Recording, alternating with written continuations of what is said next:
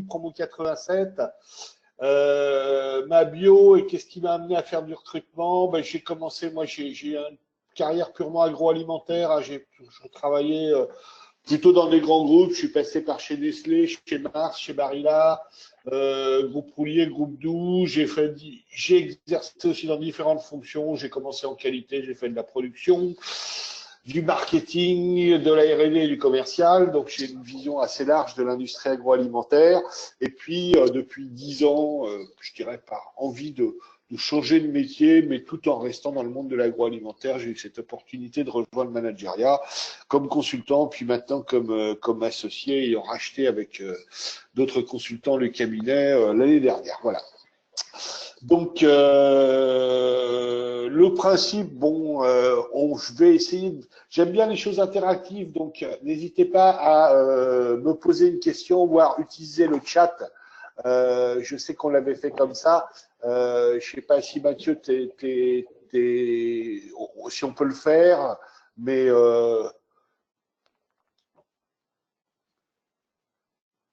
on peut tout faire à partir du moment où les participants acceptent que leur question sera enregistrée. Sinon, ce qu'on peut faire, c'est peut-être faire la présentation et poser les questions après l'enregistrement. Ok, parce que bon, c'est quand même une présentation que j'ai prévue plutôt interactive, donc c'est pour ça que je préférais que vous ouvrez votre micro et vous me posez la question et j'y réponds à chaud parce que sinon, à mon avis, il y a des choses qu'on va oublier. Ok, alors là j'ai un petit problème technique. Qu'est-ce que vous voyez pour rebasculer sur mon écran? Ça doit être ça.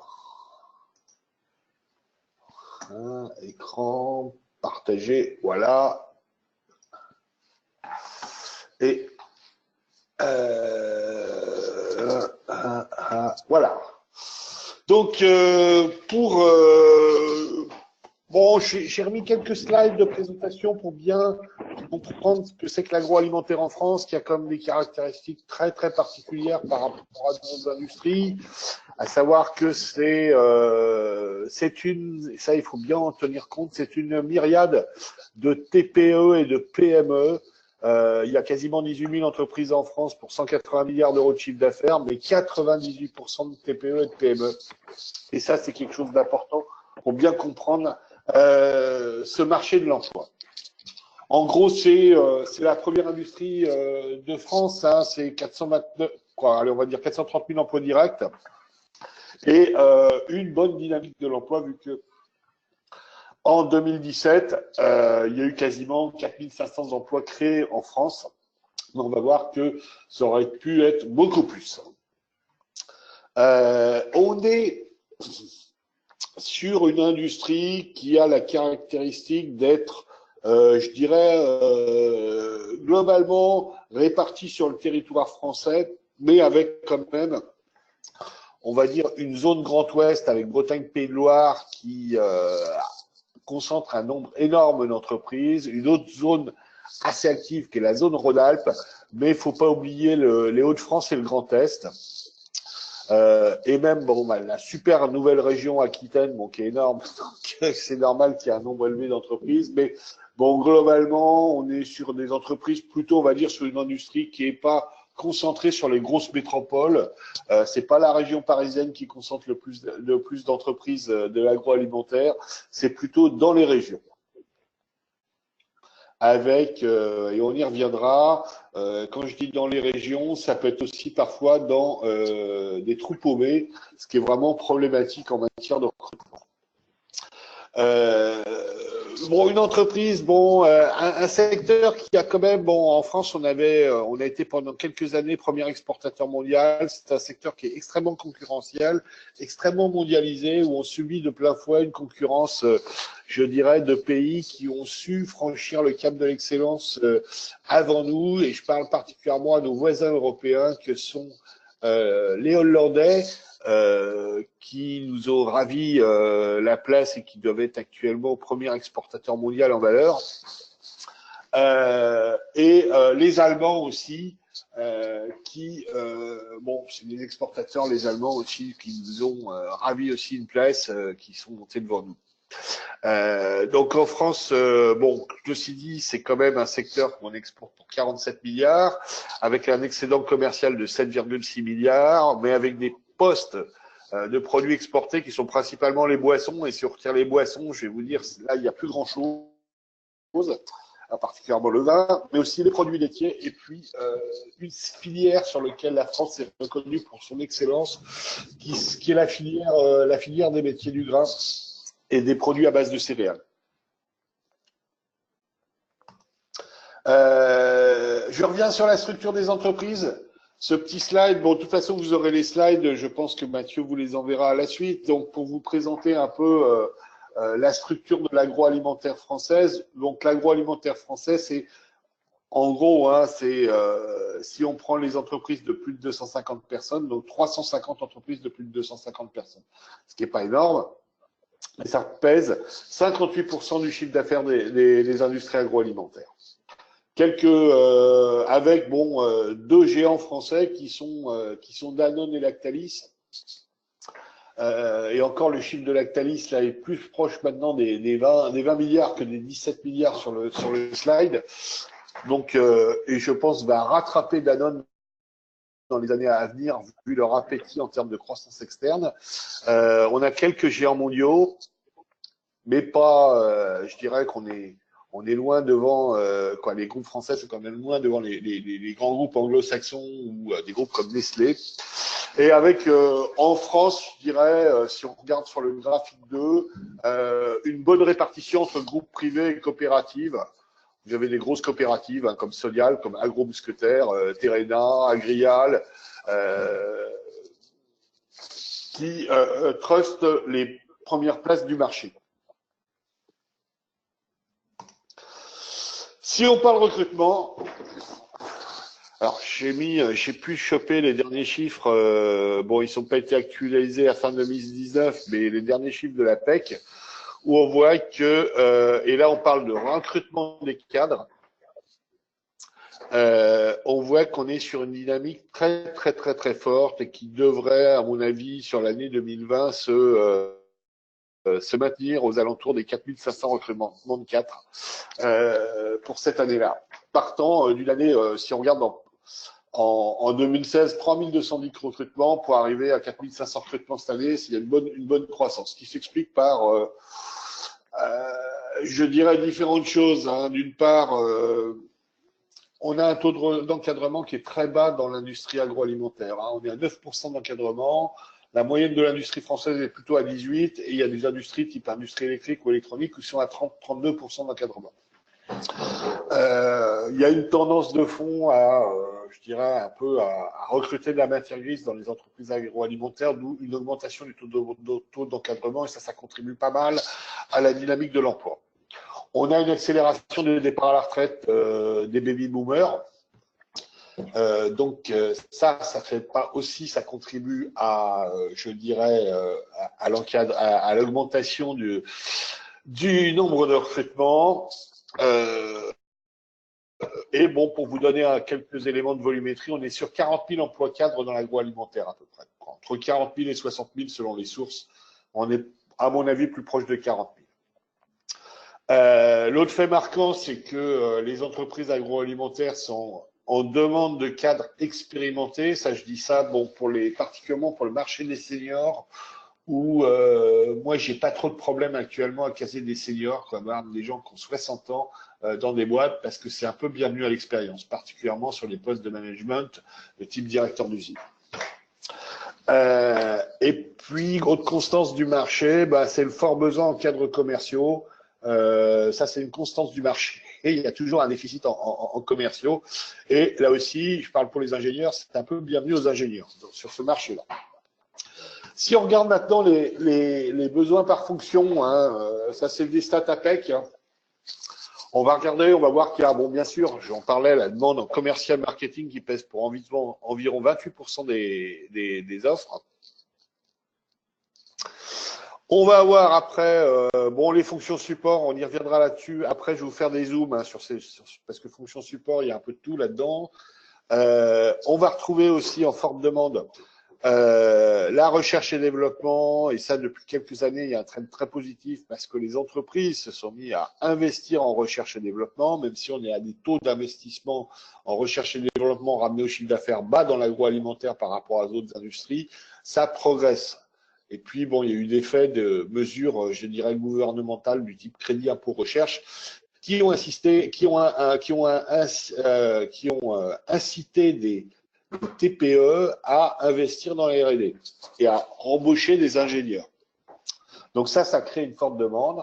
On a la production industrielle et les travaux neufs. Bon, ça c'est en crise structurelle et on y reviendra. Après, sur les autres fonctions, il y a un peu moins de demande. Bon, et on retrouve, je dirais, on trouve les mix classiques qu'on va retrouver dans d'autres industries.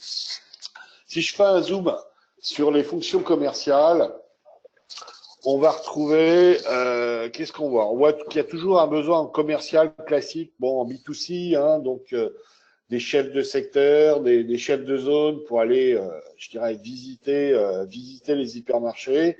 Pas mal de recrutement de jeunes là-dessus, c'est aussi une bonne école et c'est l'école nécessaire pour les, je dirais, les ingénieurs qui veulent faire du marketing, de passer par un poste en commercial. Chez Danone ou chez Unilever ou chez Mars, il est hors de question d'arriver au marketing sans avoir fait un peu ses armes sur le terrain au niveau commercial. Deuxième poste, et là, forte demande, c'est tout ce qui est technico-commercial en B2B, où là, on retrouve énormément d'ingénieurs. Bon, c'est tout le secteur principalement des ingrédients qui trustent ça. Bon, il y a aussi tout ce qui est part aussi sur la restauration. On a besoin de gens qui ont des bonnes connaissances techniques pour pouvoir vendre les produits, sachant qu'on est aussi dans une logique maintenant de sous-traitance de la part de certains industriels. Si on prend par exemple Mondelez, Mondelez a une partie de sa fabrication sous-traitée chez les différents industriels du biscuit, spécialistes de la NDD, où ces industriels du biscuit s'appuient sur des équipes commerciales pour vendre leur sous-traitance, où c'est souvent, voire systématiquement, des ingénieurs entre ça. Parce qu'on rentre dans des aspects très techniques, aussi bien sur les aspects formulation produit que sur les aspects, je dirais, process et conditionnement. Troisième demande, l'export qui est toujours en hausse parce que bon, il y a des fortes incitations de la part du gouvernement à ce que les entreprises agroalimentaires exportent. On est sous-exportateur par rapport en ratio chiffre d'affaires exporté sur CA par rapport à la plupart des pays européens. On est des faibles exportateurs, on passe uniquement par notre masse. Bon, le reste, c'est assez classique. Bon, la fonction marketing, on voit que c'est relativement calme. Et en ce moment, bon, c'est relativement calme. Pour les ingénieurs, c'est plus, on va dire, sur des fonctions marketing très tournées B2B que sur des fonctions marketing type produit grande consommation, où là, c'est complètement trusté par les écoles de commerce. La production. Là, gros problème, on ne forme pas assez de cadres de production et puis il y a du désintérêt de la part des jeunes sur ces métiers-là où il y a une forte demande donc en ingénieur de production, partant, je dirais, des postes de type chef de ligne, chef d'atelier, jusqu'au directeur de production. Les directeurs d'unité industrielle, bien sûr, c'est très compliqué actuellement de trouver des bons directeurs d'usine. À qui on demande de plus en plus en termes de compétences, en termes de, je dirais, au-delà du management, avec le déploiement de politiques de type amélioration continue, d'être très, je dirais, regardant sur la sécurité du site, sur des aspects environnementaux. Donc ça devient, je dirais, la fonction de directeur d'unité industrielle devient un poste très complet en fait. Et puis, grosse pénurie sur les ingénieurs travaux neufs, tout ce qui va être bureau d'études techniques, où là,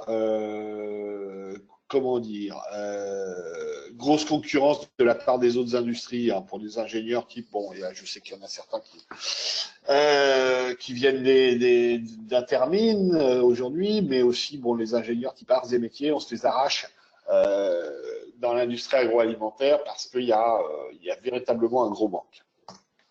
La R&D, ça bouge pas mal. On retrouve un peu, bon, je dirais, la grosse tendance du marché, à savoir que On a de plus en plus, et c'est le segment jaune, les gens qui sont en projet scientifique technique, on investit dans l'expertise. Donc, autrefois, on avait des ingénieurs R&D qui étaient polyvalents. On retrouve de plus en plus de gens, bon, bah, dans certaines entreprises, qui vont être spécialisés sur les axes nutrition, qui vont être spécialisés sur les axes packaging, qui vont être spécialisés sur des aspects, je dirais, hygiène du process. Bon, et là, c'est le rôle, je dirais que c'est vraiment une des fonctions sur lesquelles les ingénieurs, type ingénieurs sortant des écoles d'agro, sont très recherchés. Surtout ceux qui ont poussé un peu leurs études, voire même fait un petit doctorat derrière. On aime bien sur ce poste-là. Après, bon, sur les fonctions un peu plus génériques de type conception et développement, d'ingénieurs en R&D, la demande est toujours bonne. Et puis, on a toute la partie qui est très importante, particulièrement pour les fabricants d'ingrédients, qui sont les ingénieurs essais, applications et industrialisation. Quand vous êtes vendeur on va dire, d'agents texturants pour l'industrie, bah, il faut que vous ayez des ingénieurs qui sont capables de se déplacer sur place. Bon, on arrête.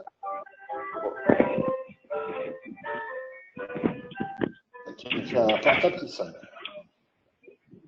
Voilà. Est-ce que tout le monde peut couper son micro, s'il vous plaît?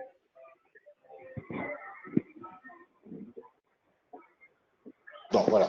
Donc, je disais que dans l'industrie des ingrédients, vous avez besoin d'ingénieurs qui sont des gens qui vont venir en appui des commerciaux pour assister les commerciaux chez le client pour, je dirais, aider le client à démarrer ses produits sur ligne, venir doser les produits, bien connaître le process du client pour pouvoir adapter la formulation des ingrédients au process du client. Et ça, c'est assez recherché. C'est ce qu'on appelle les ingénieurs d'application.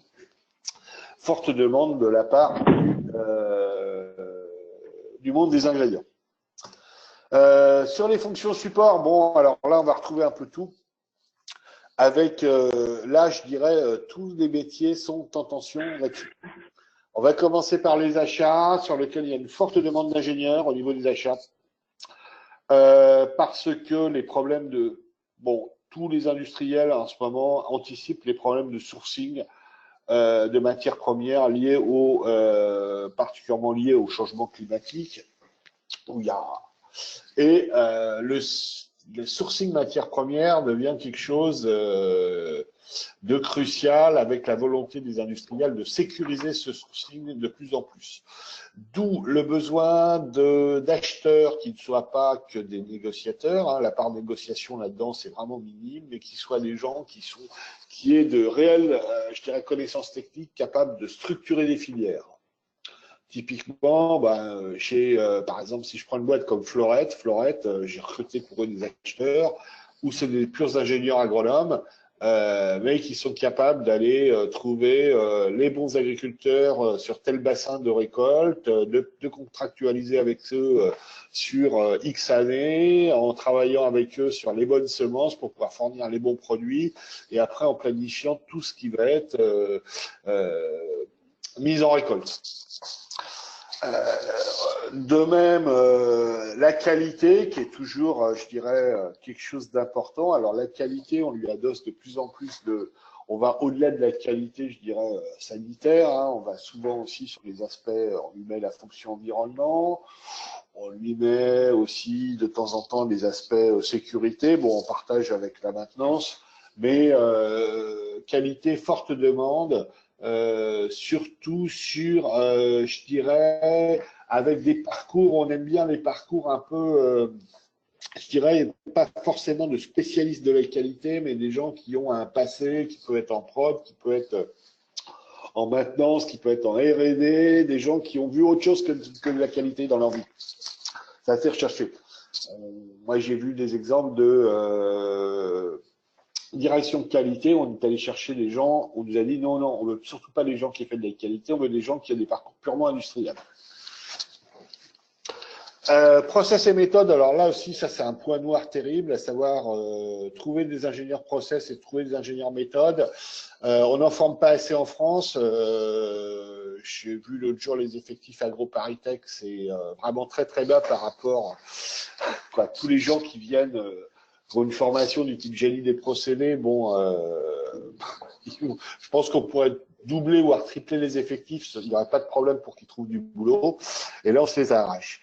Maintenant, c'est sécurité. Alors, c'est pas trop je dirais un job d'ingénieur agro, c'est plus des ingénieurs généralistes, voire des arts et métiers là-dessus, sur lequel, bon, il y a une forte concurrence entre, je dirais, les industries et l'agro étant un secteur qui rémunère mal par rapport à l'aéronautique. Bon, bah, ils ont tous tendance à partir dans l'aéronautique ou dans d'autres industries, hein, ou dans l'automobile. Puis la supply chain, où bon, c'est quelque chose qui c'était des métiers en boom, plein boom depuis il y a 4-5 ans. Hein, maintenant, les boîtes sont assez structurées en matière de supply chain. Il y a aussi recours à de la sous-traitance dans pas mal de boîtes hein, qui ont tendance à, je dirais, toute la partie entrepôt logistique et sous-traitée auprès de gros de la logistique, hein, du style Steph, TFE, quoi, tous les gros de ce métier-là, où là c'est assez, bon, je dirais que c'est pas tendu parce qu'il y a pas spécialement de demande particulière et on trouve assez facilement là-dessus. Retour sur les métiers en tension.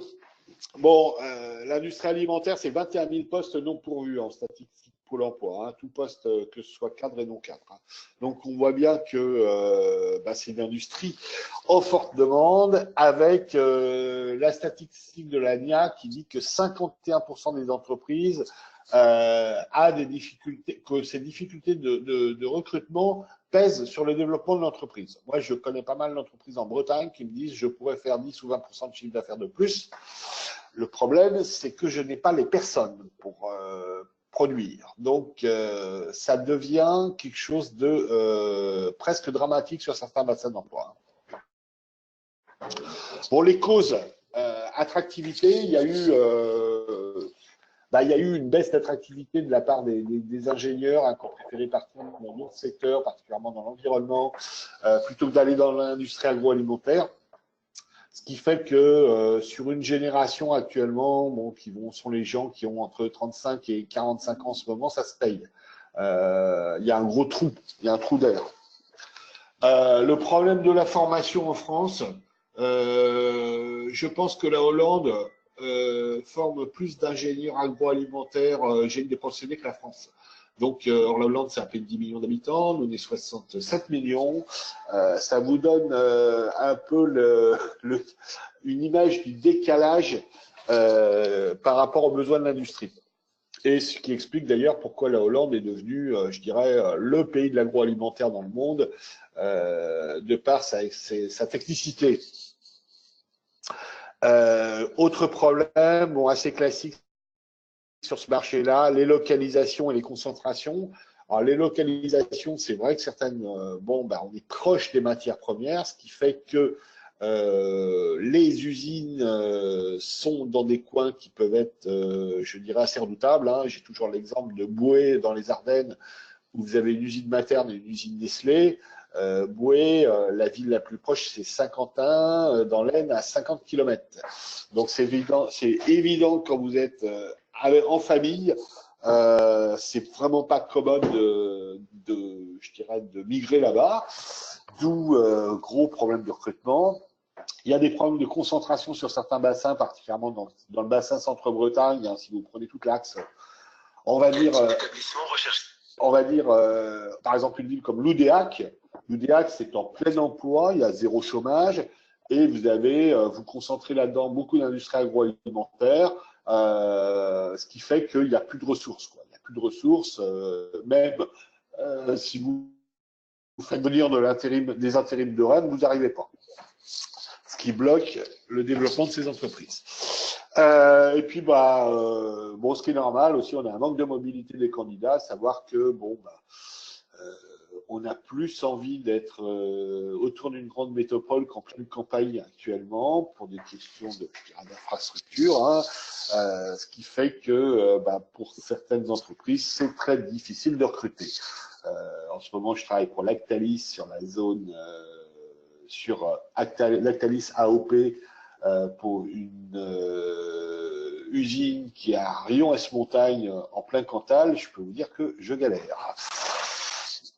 Les métiers en tension, bon, je vous en ai déjà parlé, le commercial avec particulièrement les besoins d'ingénieurs à forte compétence technique pour le monde des ingrédients, particulièrement des gens en sciences de l'aliment, hein, que ce soit sur la partie arôme, texturant,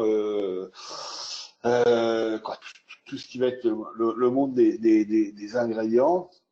La maintenance en concurrence directe avec les autres industries, et ça par exemple c'est dramatique sur une région comme Nantes où vous avez énormément d'entreprises sous-traitantes d'Airbus, Airbus Industrie et beaucoup de sous-traitances d'Airbus Industrie, où là tous les ingénieurs et responsables de maintenance travaillent dans l'industrie aéronautique avec des salaires 30% supérieurs et vous ne trouvez personne pour des industries agroalimentaires. Heureusement, bon là, il y a Michelin qui a fermé un site à La Roche-sur-Yon, ce qui a donné un petit appel d'air au niveau de la maintenance. Mais voilà, vous en êtes là. Vous en êtes à souhaiter qu'une entreprise ferme pour pouvoir récupérer des cadres. Production, je l'en parlais, hein, les conditions de travail et la localisation qui sont les freins. Bon, c'est vrai qu'en plus, les conditions de travail liées à la production, quand vous êtes dans l'industrie agroalimentaire, vous travaillez très souvent en 3-8, 7-7, dans des conditions générales de froid et d'humidité. Si on prend par exemple l'industrie de la viande, qui sont vraiment pas des plus agréables. Et puis, bon, les achats, j'en ai aussi parlé, les besoins d'ingénieurs à forte compétence technique et particulièrement experts en structuration de filière pour pouvoir assurer toute la partie sourcing.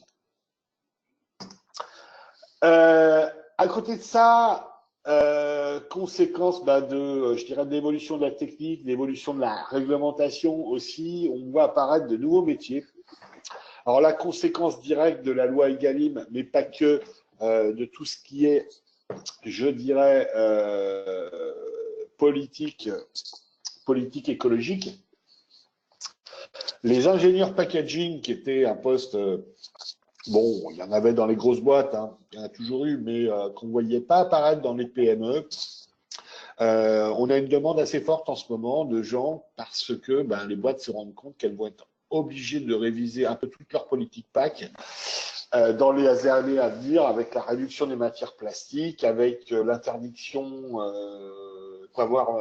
l'obligation d'avoir des packs systématiquement qui soient recyclables et de certaines catégories, bon, de certaines qualités. Donc, ça fait que les ingénieurs packaging en ce moment n'ont aucun problème à trouver un boulot dans la minute. Les responsables réglementation, de plus en plus, particulièrement dans le monde des ingrédients, où on a des réglementations qui viennent de plus en plus complexes, avec, comme le monde des ingrédients est un monde qui est assez mondialisé, avec des gens qui sont capables, par exemple, de déposer les demandes d'autorisation de mise sur le marché dans les différents pays. Ça devient quelque chose de, je dirais, de très complexe. Et on aime bien les ingénieurs sur ce genre de choses, particulièrement ceux qui ont fait après des masters spécialisés en droit, droit de l'alimentation, droit de la consommation. On se les arrache. Les responsables innovation. Alors, les responsables innovation au sens un peu large, hein, en termes d'innovation, donc ça va être de l'innovation, pas forcément des gens qui viennent de la R&D, ça peut être des gens qui viennent du marketing, ça peut être des gens qui viennent d'autres, voire de l'industrie. Il s'agit, dans certaines structures maintenant, on a des directions de l'innovation qui sont des directions qui travaillent aussi bien sur de l'innovation, je dirais nouveaux produits, mais aussi de l'innovation interne, l'innovation sur les process, l'innovation méthode, l'innovation management, où là, il y a besoin de gens qui ont une certaine bouteille, une pratique de l'entreprise et c'est des super chefs de projet, en général. C'est des gens qui sont capables de travailler en transversal avec tous les services de l'entreprise pour développer de l'innovation. On a Maintenant aussi tous les métiers liés autour des données. Alors ça va être aussi bien je dis- les données consommateurs comme les données internes hein, qu'on peut récupérer à base par les capteurs sur les lignes, ce genre de choses. On a besoin de gens qui sont capables de travailler ces données. Donc on aime bien par exemple les ingénieurs en modélisation, sur les aspects process, des data analystes sur les données consommateurs. Donc ça, maintenant on retrouve des entreprises qui ont besoin de ces gens-là, alors qu'autrefois, ces données, c'était un peu réservé c'était en gros les panélistes, hein, les IRI, les Nielsen qui géraient ça. Maintenant, l'entreprise peut avoir, en fonction de ses canaux de vente, ses propres informations marketing, ses propres informations production. Elle a besoin de gens capables de les traiter. Et puis, émergence de l'intelligence artificielle, on le voit à travers certains capteurs actuellement dans l'industrie agroalimentaire, mais il est clair que, par exemple, sur des systèmes de classification des carcasses, dans l'industrie de la viande, par intelligence artificielle, où là, il y a besoin de gens qui à forte compétence mathématique, donc qui savent ce que c'est que du deep learning, du machine learning, bon, tout ce genre de choses, mais aussi à compétences, je dirais, agroalimentaires, connaissant bien soit les produits, soit les process.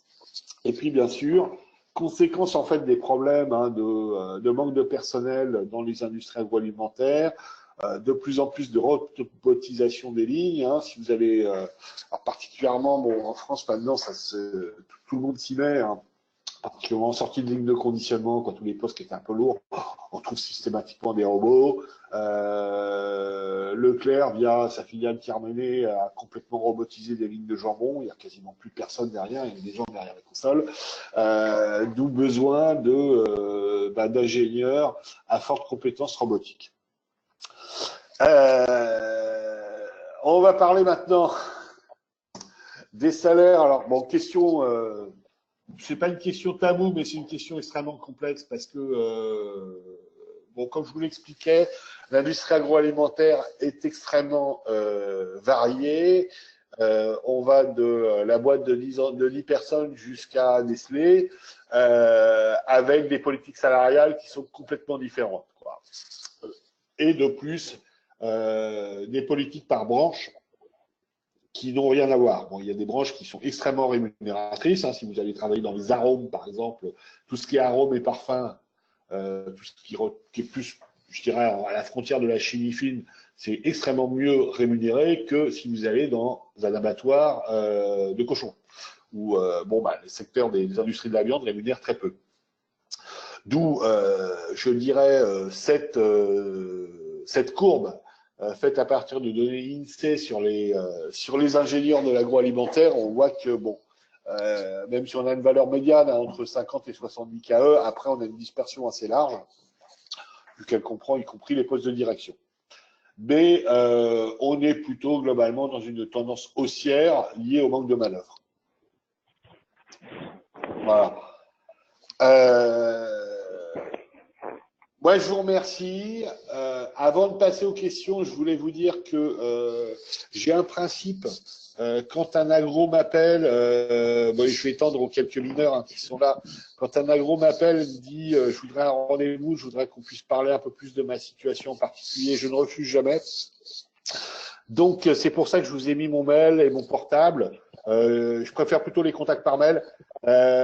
N'hésitez pas à me contacter. Et puis, alors, bon, pour ceux qui sont en région parisienne, ça pose pas de problème, on va se voir vite. Mais ceux qui sont, je dirais, en province, on peut très bien se faire un petit entretien par Skype.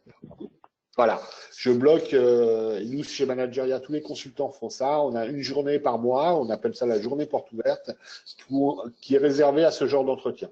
On reçoit des gens et je dirais, on leur donne des conseils par rapport à leur projet de carrière, que vous soyez en poste ou non. Et tout ça avec en toute discrétion par rapport à votre employeur actuel. Je vous remercie et je sais pas Mathieu, je vais rebasculer, je vais arrêter de projeter et on va prendre les questions. Ouais, alors j'arrête juste l'enregistrement